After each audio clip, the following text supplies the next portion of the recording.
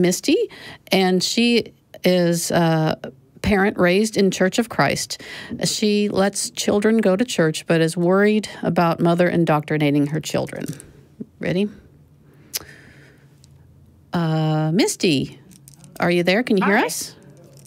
Yeah, I can hear you. Great. You're on with Callie, Wright, Kendall Hopkins, and Clare Wuellner. How are you doing? Hi. I'm actually a little anxious. Don't be. No worries. We don't bite. It's not Sunday. On Sundays we bite, but not on Saturdays. I'm here for hugs. So yeah, hugs are good. Right on. So what did you want to ask us about? Well, not really a specific question, but kind of like I told the call screener. My entire life, I was raised in the Church of Christ, which I know Tracy Harris was raised in Church of Christ. It's a very almost cultish denomination. And for probably about the past 15 years or so, I haven't believed. But I always felt like my kids should make a decision based on information and not, I was never allowed to learn about any other religions. And once I got out into the real world and started discovering the other religions, that's kind of what led me to my disbelief. So I let them go with my mom just so they can get a taste, so they can see that side of it. And then they started coming home saying things like, God made me, my parents didn't, and things like that. So we would have conversations with them as to why that doesn't follow logically. I am also now in a same-sex relationship, which when they would hear conversations from other people, primarily from my mom's church, they would come home in tears saying that we were going to go to hell because their mom was gay. Since then, I'm going to have to channel Dale McGowan here. I was going to do the same thing. Go for it. Yes, let's try to channel Dale. All right. Since so when then, sorry? I've always told them it was their choice. They've started not going with my mom. They decided they didn't want to. And my youngest, who just turned 6, is now saying, well, I don't believe in Jesus. I don't believe in God, which to me, I'm like, okay, awesome. But at the same time, I'm like, I want her to come to that decision on her own, not because that's just what mom believes. Right. You know what I mean? Yeah. Have you read any of Dale McGowan's books or watched our show before? It's on my list. Yeah, it will help you immensely. He has some ground rules when it comes to parents taking children to church, and one of them is that hell is absolutely off the table in all of its forms. Yeah. You can talk about your religion all you want, but anything that has to do with the stick cannot be talked about. And also, he says that people believe different things. And my mother believes X. I don't believe that. And they'll say, well, what do you believe, Mom? And then it goes on from there. And they can change their mind a million times. Dale says this often. Dale, I feel you now. You're coming through. They are allowed to make their own minds up, and they can change their minds as many times as they want to, and they need to be told that. And I think you're wise to expose them to various religions and let them do that. But your opinion is not off limits. Your opinion should be thrown in there. So do tell them that, I don't believe any of that stuff. But if you want to have questions answered about that, then talk to your mother, my mother. Kendall, did you want to add anything to that?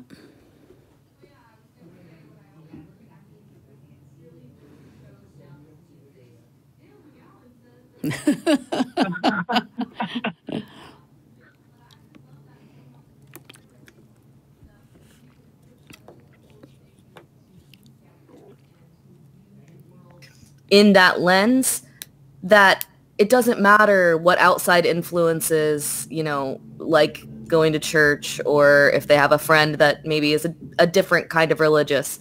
I think that once you equip them with those tools to be skeptics, they're good. Yeah. I think a thing that I would worry about. Kind of introducing them to the. Sorry. No, you're okay. When we started kind of introducing them to that way of thinking, like, okay, for instance, they got their little kids' Bible out the other day and they were reading a story in it. And I said, okay, guys, I think it was a Genesis story actually. And I said, according to that, you know, the world is only 6,000 to 10,000 years old. I said, but dinosaurs lived millions of years ago. So does that make sense? And kind of try to get them to start thinking about it and asking those kind of questions while they're reading it. There you go. And my 8-year-old was like, this is just made up stuff. This doesn't even make sense. And I said, yeah, it's kind of like a fantasy story, like the other stories that you read. Yeah, my worry with stuff like that though is like, so what are the specific things being taught? Because I am not a subscriber to the fact that like if you give people all of the options that they will always make the obviously logical choice. Like we know that that plainly is just not true. A lot of it depends on how the information is presented, right? Like we saw Steve Bannon win a debate, right? Because you know what I mean? And it is certainly not because he had the best, most logical evidence supported position, right? And so my fear is always that I'm not okay trusting that like, well, some people believe this, here's what we believe. And if you just give them the information that they will make the right choice, I have a lot of trouble having faith in that. And so I try to follow it up with this is why. Right. Yeah. So for me, it just depends on like the specific ways those things are being taught. Because like, I know there are plenty of like super progressive Christians that, you know, are old world creationists, not new earth or not, you know, young earth creationists and that kind of stuff. And they can work, you know, not being science deniers and, you know, they're accepting of LGBTQ folks and they are still religious in whatever framework makes sense to them. But, you know, if their religion, if that particular brand of religion is teaching them things we know obviously not to be true about the world, I would not be shy about saying, no, what they're teaching is incorrect. Yeah, I think to add to that, this is where I kind of fall on like when my son gets older and starts asking questions. My thing is I'm very nervous about bashing religion in just while he's a kid. When he's grown up enough and we can have that discussion, Jesus Christ, we can have that discussion. But my issue is more bullying, I think. I would worry that he would go to school, some kid would say, you know, oh, we go to so-and-so church, and then I wouldn't want my kid to basically be like, oh, you know, that's fake, right? I think that's like a huge... I wouldn't want somebody to come to my son and tell him he's going to hell. So why, if he knocks down that picture right now, I swear to God.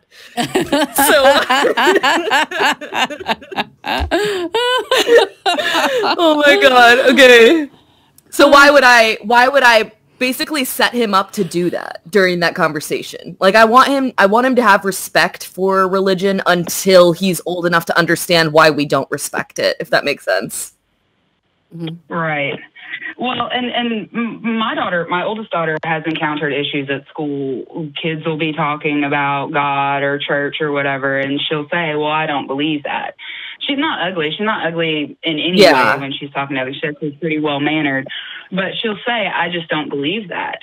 And actually, we had an incident with her teacher last year. She was on the playground, and something surprised her, startled her, and she said, oh, my God. You know, kind of as a you know, like I'm startled reaction. She had to spend her lunch hour in the room with the teacher by herself because they were not allowed to say, oh, my God, because it was taking the Lord's name. Oh, my God. Oh, my God. Yeah, same reaction. Yeah. Well, and I feel like, I mean, obviously that is like way very, very extreme. And I don't necessarily think that all children, if you are openly critical of religion, will be nasty about it. But also kids are nasty sometimes. And so it's like to get, you know, let's not, for me in my house, I'm like, let's not give them reasons to be unkind to other people, you know, if that kind of makes sense. Yeah. Yeah. And I try to make sure that they understand there are people that believe different things and that that's their choice. But I try to get them to understand you want to believe things that are true. Yeah. And you want to be able to show that that's true. And if you can't, then that's not something worth believing until you know it's true, or you can prove it's true. One of the ways you can play that's kind of a little kid version, but Yeah. One of the ways you can play it safe, depending on where you live, like in my area with my children's schools, they can say what they believe or don't believe, and nobody cares.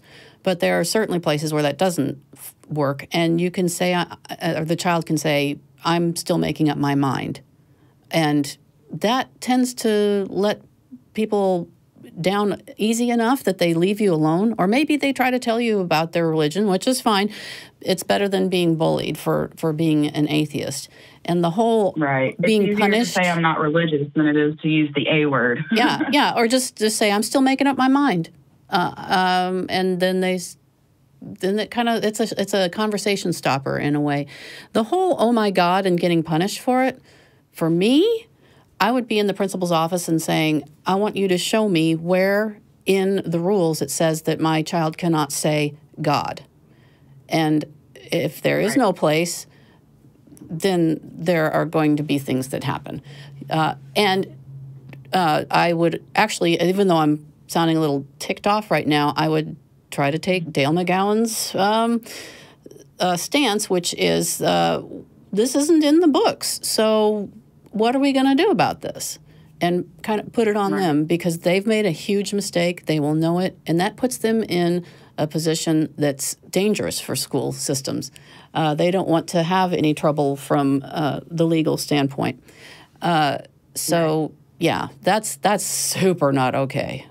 I would be. And I felt that way too. I had a conversation with the principal and with the teacher regarding that situation. Right on. But we have very small town, big religion. I mean, our license plates and cop cars say "In God We Trust." Mm-hmm. So it's kind of one of those situations where, if you make too big of a fuss about it, it's going to wind up going bad for you. Mm-hmm. And it's hard for your kid, because once your kid has been separated for saying that, regardless of what conversations you have with the administration, the damage is done in your kid's head. They already know that like they're different and they're excluded, and then it's not okay for them to say things like that. Exactly. And then they're scared to say what they actually think because of what other people might do or say. Mm-hmm. Yeah, well. I did have one other, I guess, quick question. Sure. Do you guys have any type of advice of how to talk to my mom about these type of things? I understand where she's coming from, that she really is afraid for our eternal souls, and she feels like I'm leading her grandchildren to hell. Mm-hmm. But I've tried having conversations with her. I've tried all kinds of different ways to approach it, including, these are my kids and I'm going to let them choose. But how do I get her to relax and realize that I'm not trying to lead them to eternal torment? You know what I mean? Like, relax her mind a little bit about it and let her be okay with them making a choice that's not what she would make. I've been in I want her to be a part of. Yeah, go ahead, Kendall. My mother is always saying she's going to take my son to church if I'm not around and all things like that. And she's not even really very religious. She's like someone who, if she messes, she's a Catholic. If she messes up, then she prays for forgiveness, and that's how she lives her life. But she doesn't go to mass on Sundays or anything. One thing that helped me with my granny, because my granny is Christian and very, very loving, and has, never bat an eye when I brought my first girlfriend home, or when I found out I was pregnant out of wedlock, or all the crazy things I've been through. She's always been very supportive, and we had a conversation recently. She said, because I don't know how much my family sees of what I do online, but they've seen enough to get the gist. And she said, I know you don't believe in Jesus, but know how much he loves you, or something like that. And she said, it just makes me so sad because I don't want to be without you, in the afterlife, or whatever she said. And I said, do you think that good people go to heaven? And she said, yeah. And I said, okay, do you think I'm a good person? She said, yeah. And I said, well, then you have nothing to worry about. And I think that resonated with her. It, of course, depends on your mother's personality, because that would never work on my mom, but it worked on my granny. Yeah, my mom is more of the, if you're not specifically Church of Christ, I don't know how familiar y'all are with that denomination, but if you are not specifically that denomination, it doesn't matter what type of Christian you are or how good of a person you are. Yep. And I mean, it's not going, my mom's opinion doesn't change how I feel about it, or, you know, I hope won't change how my kids feel about it. But at the same time, I want them to have that full relationship with her without her having in the back of her mind all the time that, you know, my kids are heathens, you know, for lack of a better word. So I don't know. It's like every time I ask them if they want to go to church with Nani heart breaks a little bit more when they say no. But I don't want them to feel like they have to go because it makes their grandmother feel bad. And that's the only time that they do go is from what they've told me is because it makes Nani feel bad. Oh boy, that's a really tricky dance right there. That's really rough. Yeah. Yeah, my in-laws. I feel like I'm dancing. I really do. Yeah, my in-laws. I've talked about them often. They are Southern Baptist on a cellular level, and when we came out as atheists, it did not go well, and their primary concern was, of course, that their son had been led astray by me, which he denied. He said, no, that's not true. And then they were worried about the kids, of course, and their everlasting souls. And what it has turned into is a long conversation between me and my mother-in-law. She doesn't know anything about atheism. Everything she's been told is wrong. So, first of all, to put her mind at ease, I've told her that I'm letting the kids make up their own minds. Have you taught them about Jesus? Yes. And the Buddha and everything else, all the myths, so that they can make up their own minds. And so there's that part. So she realizes that we're sort of doing the job that she wants us to do. And I've told her the ground rules. I want you to talk to my kids about your religion. Talk to them as much as you want, but you may not talk about hell. And she has respected that because ultimately you hold the great prize. If a grandparent screws up enough, you can deny access to the kids. And that sounds really harsh and awful, but with the sort of scarring that can occur with religion and the indoctrination that goes with it, it's called for in some cases. Now, my mother-in-law we've had lots of conversations about what atheism is and what it isn't, and she has been all sorts of accommodating and wonderful. I told her that no matter what happens, she can be as mad as she wants to be at my husband and me, but to please be there for her grandchildren because her grandchildren need her. There's a love there that's important. She really heard that, and you want to keep that love going. And to let religion get in the way of that, does she really want to do that? Religion's important, clearly, to my mother-in-law and your mom, but is it so important that she's willing to just cripple her relationship with her grandchildren? Probably not. Right. And if it is, then that's a sign that maybe she needs to not be around your kids because that's kind of toxic. Right. I was going to go, and I think it's really, really important to and it's hard, right? Like there's nothing about this that is easy, and like the way that I'm going to say it is probably going to make it sound like I think it's easy, and it's definitely not. But like setting and enforcing boundaries is super important, I think, because if someone, if the most important thing in this person's head is your kid's eternal soul, chances are she's going to work whatever angle she can to get in there and make that message heard. And like there just has to be a very explicit thing. There have to be very explicit boundaries set with what you're okay with and what you're not okay with. And if those boundaries aren't respected, there has to be at least a conversation, if not explicit consequences about it.